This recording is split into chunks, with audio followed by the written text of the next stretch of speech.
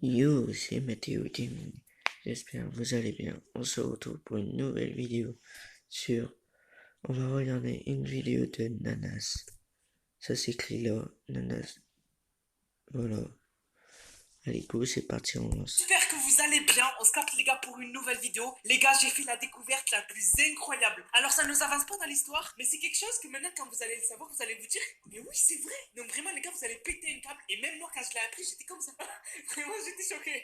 Donc avant toute chose la famille, je vous laisse me lâcher le petit like si vous êtes toujours pas abonné les gars, abonnez-vous. Et aujourd'hui les gars, on remercie 2 abonnés les gars. Tout d'abord les gars, on remercie Gold08 qui a acheté le pass de combat avec le code NANAS, NANX2S. Et Miralo aussi qui m'a envoyé une vidéo où il a acheté une danse avec le code NANAS, NANX2S les gars. Donc toi aussi n'hésite pas à m'envoyer une vidéo où tu utilises le code NANAS, donc NANX2S les gars, pour passer dans la prochaine vidéo. Sur ce la famille, on va passer à la vidéo et j'espère que ça va vous faire plaisir. Tout d'abord les gars, vous êtes beaucoup à vous poser la question encore aujourd'hui, c'est quand le skin Ezio. Alors les gars, le skin Ezio, il y a eu une rumeur récemment comme quoi il allait sortir donc hier et aussi il allait avoir un autre skin, donc un autre personnage de Assassin's Creed. Et je vais pas le prononcer parce que je sais pas le prononcer, mais en tout cas c'est une femme et je crois qu'elle était dans Assassin's Creed Valhalla. Et du coup en fait ce qui s'est passé c'est que le mec qui avait donné la source comme quoi le skin Ezio et le skin de Assassin's Creed Valhalla, la femme, je sais plus comment elle s'appelle, ils allaient sortir en boutique, il a dit que le skin de la femme il a été décalé, il ne sait pas jusqu'à quand, mais en tout cas il a été décalé et donc du coup il sortira pas jeudi, donc hier. Mais aussi, il a dit que du coup, Ezio, il sait pas c'est quand il sort. Donc, du coup, en fait, on se retrouve à la case départ et on sait pas c'est quand que Ezio sort. En tout cas, je vous tiendrai au courant dès qu'on a des infos. Mais vraiment, c'est vrai que vous êtes beaucoup à l'attendre ce skin. Vraiment, ça me choque. Je savais pas que vous étiez autant à kiffer Assassin's Creed. Mais en tout cas, vous êtes beaucoup à l'attendre le skin. Et vraiment, les gars, je sais pas c'est quand il sort. Donc, je vous tiendrai au courant. Abonnez-vous, activez la cloche. Et du coup, dès qu'on a des infos, je vous fais une vidéo où je vous en parle.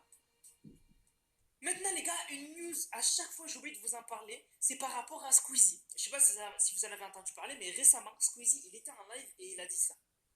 Il se peut, les gars, qu'il y ait une petite surprise dans Fortnite.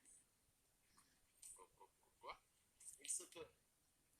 Donc en fait, du coup, il y a des gens qui ont direct pensé, ouais, Squeezie va avoir un skin ou quoi que ce soit. Je pense pas. En fait, ce que j'ai fait, c'est que j'ai fait de mes petites recherches. En fait, j'ai regardé déjà Squeezie sur Twitter qui le follow. Il est follow par les gens qui s'occupent du marketing de Fortnite. Il est suivi par Fortnite France et il est surtout suivi par un mec en fait qui est le directeur des opérations marketing France. Donc voilà. Sinon après, il n'est pas suivi par Fortnite US, donc le Fortnite des US de Twitter. Et surtout, même sur Instagram, il n'est pas suivi par Fortnite US, sachant que c'est pas le Fortnite France, je pense, qui s'occupe des collaborations en skin, c'est plutôt le Fortnite US. Et surtout, le point commun entre tous ceux qui ont eu leur skin sur Fortnite, c'est qu'en fait, ils font tous que du Fortnite en fait. C'est vraiment des joueurs Fortnite. Et Squeezie, il joue jamais à Fortnite. Donc du coup, je pense que jamais Squeezie pour l'instant n'aura son skin parce qu'il fait pas du tout de Fortnite. Par contre, il se peut qu'il ait un petit truc dans Fortnite par exemple. Il se peut qu'il ait une emote. Voilà, je connais pas trop Squeezie, je regarde pas trop. Je sais pas si voilà, il a des emotes connues ou quoi, enfin des danses connues qu'il fait. C'est possible qu'il ait une danse qui soit ajoutée à Fortnite, un peu comme à l'époque celle qui a fait Bim Bam Boom où il y a eu son emote qui a été ajouté à Fortnite. Sinon après, le skin, vous pouvez oublier, c'est impossible pour moi personnellement qu'il ait son skin qui arrive sur Fortnite. Franchement, ça serait bizarre, vraiment ça serait bizarre. Donc voilà, dites-moi ce que vous en pensez dans les commentaires, mais pour moi, je pense pas.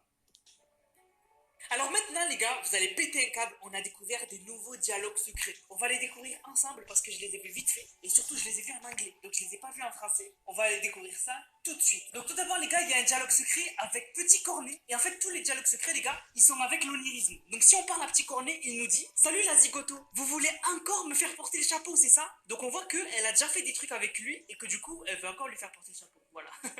Mais en tout cas, c'est vrai qu'il y a un dialogue secret. On va aller voir les autres. Ensuite, les gars, on a un dialogue secret avec Tomato. Il nous dit bataillon Casdal, prêt à servir. Donc là, c'est parce que c'est la première fois que je lui ai parlé. Voilà, c'est pour ça que là, ça me l'a ajouté. Et si je lui reparle, la guerre serait moins dure si on se balançait des tomates. Voilà, donc ça, c'est le dialogue secret. Franchement, il est marrant le dialogue secret. Mais tu dois mourir maintenant.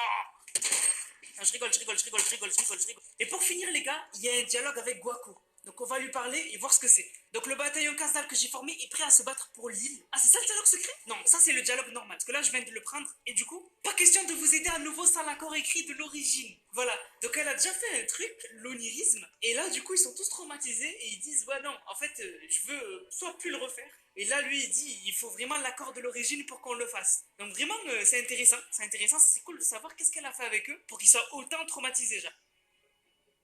Alors maintenant, la famille, la découverte incroyable que j'ai faite. Déjà, on a remarqué, alors ça c'est pas la découverte, mais c'est quelque chose que les abonnés et les gens ont remarqué, c'est qu'en fait, je sais pas si vous avez fait le lien, mais si vous regardez Gunnar, donc le boss de Covert Cavern, et que vous regardez Brutus, chapitre 2, saison 2, ils se ressemblent grave. C'est vrai qu'il y a un air, on dirait qu'ils sont frères, genre. Donc du coup, on aurait un des frères qui serait dans Lio, et un autre frère qui serait chez les fantômes. C'est possible. En tout cas, c'est vrai qu'il y a une grosse ressemblance, même dans la carrure et tout. Même si Gunnar, je crois, il est un peu plus musclé que Brutus. En tout cas, c'est vrai qu'ils ont un lien. Vraiment, il y a quelque chose qui, vraiment, on se dit, ils ont vraiment un lien. Mais vraiment, la découverte de malade, et ça, les gars, personne n'en a parlé. Personne n'en a parlé. Donc là, ce que vous allez entendre, là, la découverte que vous allez faire, c'est ici que vous l'aurez vu en premier. Si quelqu'un vous en parle, c'est qu'il l'a vu sur cette vidéo, parce que personne n'en a parlé. En fait, comme vous le savez, on a l'origine, qui est en fait un personnage des 7. Mais ce qui est intéressant, c'est qu'on connaît son histoire, puisque dans sa musique, il explique son histoire. Et dans sa musique, on l'entend dire, en fait, à un moment, ça. My man was cornered, there was no way out. So we found another angle, one they wouldn't doubt. He tricked the eye, oh they say he sold out, but he was just plotting while looking about. He burned them fast, then he made his escape. Et en fait, du coup, dans sa musique, il explique son histoire, et dans son histoire, on comprend qu'à un moment, l'origine, il a été emprisonné par l'IO, par l'Institut Onirique. Jusque-là, vous me suivez, ok? Il a été emprisonné par l'Institut Onirique, donc dans leur bureau. Et du coup, il s'est échappé en mettant le feu à sa cellule et en s'enfuyant.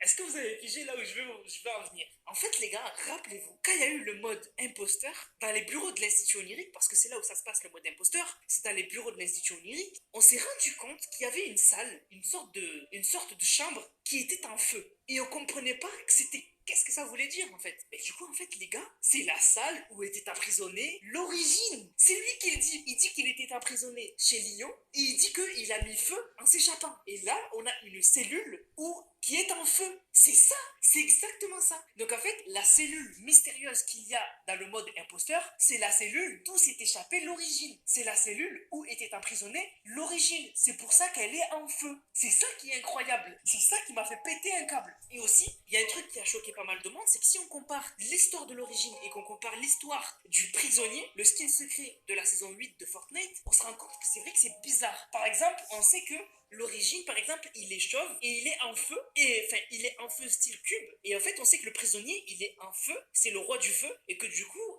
lui aussi, en fait, il est en feu. Voilà, ils ont ça en commun. Ensuite, on sait aussi que, en fait, le prisonnier, il a été emprisonné, du coup, donc retenu prisonnier par le roi des glaces. Mais peut-être que le roi des glaces fait partie finalement de Lio. Je sais pas comment ça fonctionne, mais c'est possible. En tout cas, l'origine, lui, il a été emprisonné par Lio, et le prisonnier, lui, il a été emprisonné par le roi des glaces. C'est très bizarre, leur histoire, elle est vraiment similaire. Elle est vraiment similaire. Et du coup, vraiment, c'est ça qui m'a mis la puce à l'oreille. Je me suis dit, mais attends, et si finalement, le prisonnier et l'origine, ils étaient plus proches que prévu. Et je me suis rappelé d'un des plus gros secrets de l'histoire de Fortnite qui n'est toujours pas résolu. Rappelez-vous, à Polar Peak, on avait une salle où il y avait une sorte de table où il y avait plusieurs chaises autour et chaque chaise avait un symbole particulier. Elle avait un symbole particulier et du coup, on avait essayé de comprendre, mais on n'avait pas compris. Il y avait plein de symboles, mais on les comprenait pas, les gars. Et bien peut-être que finalement, on les comprendra dans pas longtemps et du coup, peut-être que dans pas longtemps, l'histoire de Fortnite, elle va s'arrêter. Donc l'histoire des 7, l'histoire de Lio, de Slum, etc.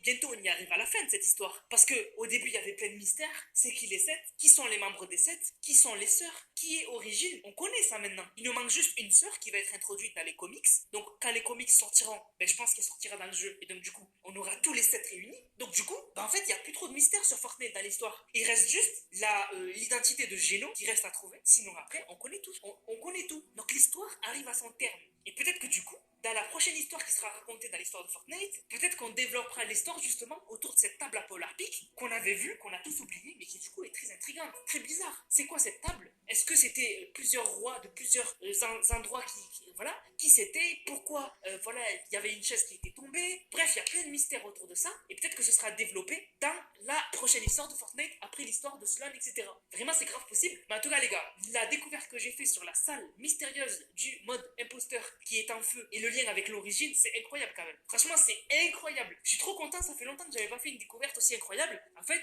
la cellule du mode imposteur en feu, c'est la cellule d'où s'est échappé l'origine. Il le dit lui-même, il s'est échappé en mettant le feu. C'est incroyable. Sur ce, la famille, j'espère que la vidéo vous a plu. Si c'est le cas, n'hésitez surtout pas à liker, commenter, partager. On se capte pour une prochaine vidéo, les gars. C'était Nanas, prenez soin de vous. Bang, bang, bang.